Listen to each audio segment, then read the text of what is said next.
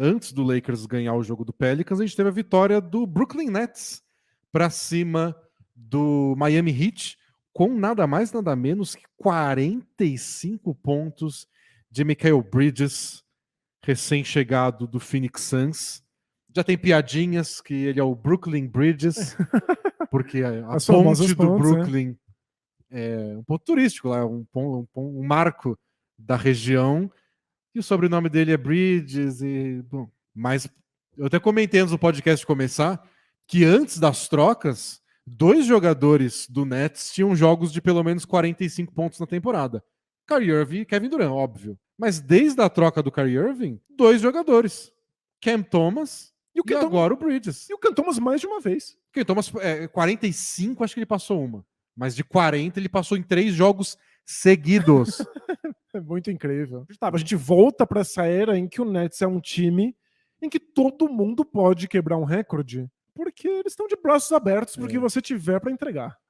Para citar o grande frasista Bradley Beal, esse time do Nets é onde todo mundo come. Isso, todo mundo come. Que é a frase que o Bradley Beal usou quando o John Wall se machucou e de repente o Wizards começou a jogar bem e ganhar jogos e o time dava 30 assistências e aí o Bradley Beal falou que não, tá todo mundo comendo. Todo mundo comendo. E o John Wall ficou revoltado. Mas o Nets era isso antes de Irving e Durant, voltou a ser isso instantaneamente no primeiro segundo depois da troca.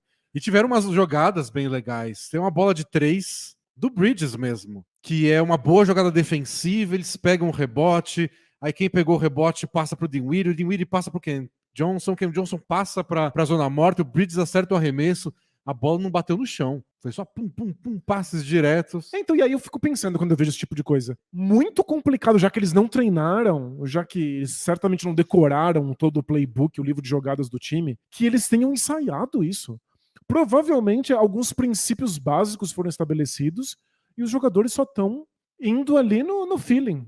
São coisas simples, do tipo, vão pro ataque, corre cada um pra zona morta. Isso, passa pra quem tá livre e nunca para de se mexer.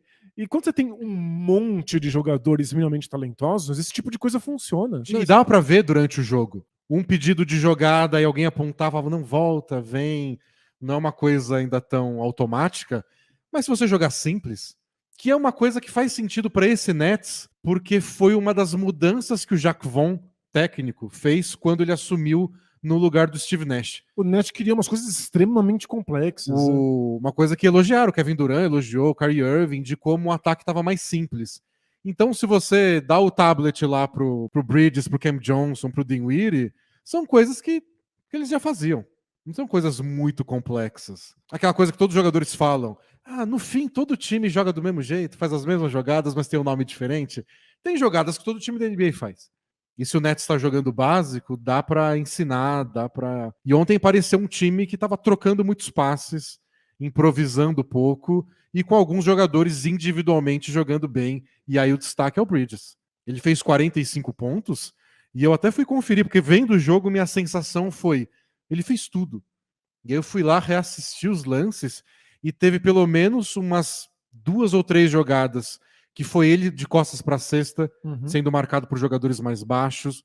Teve bolas de 3 que ele estava lá paradinho, igual ele fazia no Suns. Ele paradinho, esperando a bola chegar nele, quando chegou ele arremessou. Teve contra-ataque, teve mano a mano. Ele falou, não tem estrela no time, vou eu mesmo? Foi marcado pelo Jimmy Butler. Conseguiu cesta e falta no mano a mano marcado pelo Jimmy Butler. E engraçado, vários torcedores do Suns já estavam cantando essa bola. Já achavam que ele era muito melhor do que as funções que ele desempenhava no Suns. Só que essa bola é cantada tantas vezes para tantos jogadores diferentes que fazem parte de grandes elencos que a gente começa a ficar desconfiado. Você só descobre quando ele tá nessa situação. Né?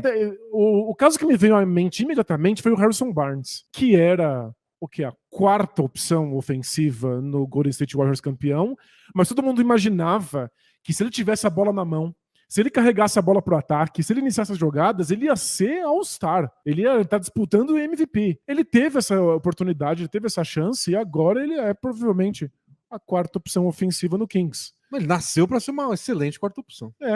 Acontece, mas a gente sonha que esses jogadores podem conseguir muito mais. O Bridges era um desses casos. E a gente simplesmente tirou a grade, liberou ele para fazer o que ele quer.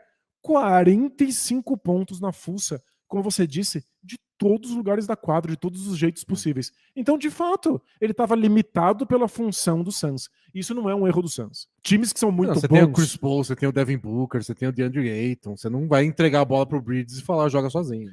Todo time que quer ser campeão precisa de alguém que é muito melhor do que deveria para a função. É o que eu digo que é abrir porta com dinamite. Cumpre a função, a porta tá aberta, mas não precisava ter explodido tudo. Mas você precisa de jogadores assim para ser um candidato a título. E o Bridges, pelo jeito, era dinamite abrindo portas. Agora ele tá liberto, de fato, no Nets, num time em que todo mundo come, todo mundo passa a bola, todo mundo se movimenta, e o que eu fiquei mais encantado, tá todo mundo feliz demais. O banco de reservas me emocionou. Eles comemoram qualquer coisa que acontece. Gritam, pulam, celebram. Eu não via um banco de reservas tão feliz assim desde o banco do Utah Jazz no começo da temporada. Que também ficou feliz assim, sabe-se lá como. É que eu acho que é só um clima legal de todo mundo participa, todo mundo tem sua chance, não tem que viver em função de uma estrela, que é uma responsabilidade, né? É chato mesmo, né? Tipo, E tem essa também, né? Esse Nets, assim que você perde Irving e Durant, é um time sem responsabilidade.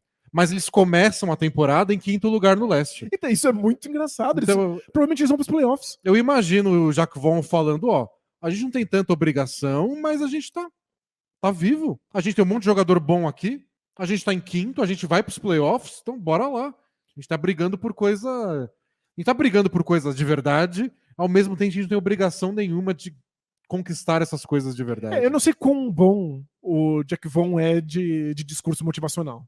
Os técnicos da NBA costumam ser.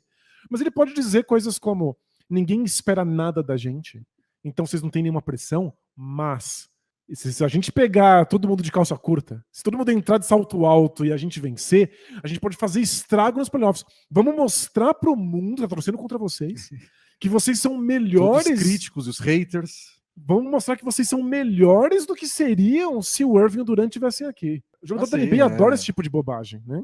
O que eu achei que contra os Sixers em alguns momentos, e especialmente contra o Knicks, deu aquele momento onde você fala, putz, pra onde o ataque vai agora? Sabe quando você joga certinho? Igual todo time, famoso time arrumadinho? E aí a bola não entra, e você roda a bola e acha aquela bola na zona morta, mas não cai, e aí passa 1 minuto, e do outro lado, sei lá, o Jalen Brunson fazendo chover. Essa era a hora do Kevin Durant. Pra quem eu passo a bola agora que vai inventar sozinho aí uma solução? E todo time arrumadinho passa por isso. Acho que o Nets vai passar por isso. A não ser que o Bridges seja o Bridges de ontem, todo jogo. Isso, aí eles vão saber que ele é a solução. Mas é o que você falou, a gente descobre isso quando eles são colocados nessa situação. Mas se o Bridges for esse cara, se ele fizer isso mais vezes, o Nets vai dar tanta dor de cabeça. Sabe, um dos grandes méritos que eu achei deles no jogo contra os Sixers foi que eles enlouqueceram o Embiid. E o Embiid estava reagindo à alegria do banco de reservas, ao pessoal pulando, à vantagem que eles abriram, como se ele estivesse enfrentando um dos líderes do leste. Não um time de moleque nada a ver, restolho de um monte de troca. Lembra que a gente sempre comentou que esse time falta o famoso 3&D, né? O especialista em bolas de 3 e defesa, aquele ala que marca várias posições e consegue ajudar no ataque? O Nets se juntou, todos. Então tem vários times que não conseguem porque é caro. E eles têm o Dorian Finney-Smith, eles têm o Cam Johnson, eles têm o Michael Bridges e eles têm o Royce O'Neal. É impressionante. Eles podem botar 4 de uma vez só. Eles têm o Ben Simmons, que não é o 3, ele não tem a bola de 3. Não, mas que é também um jogador que na defesa marca vários jogadores. E passou aí a vergonhinha de não ser titular, mas eu achei que jogou realmente bem. Ontem ele jogou bem. E não tem mais essa obrigação que devia ser muito paralisante para um criador de jogadas como o Ben Simmons, que é você tem que passar a bola pro Durant, você tem que passar a bola pro Kyrie Irving.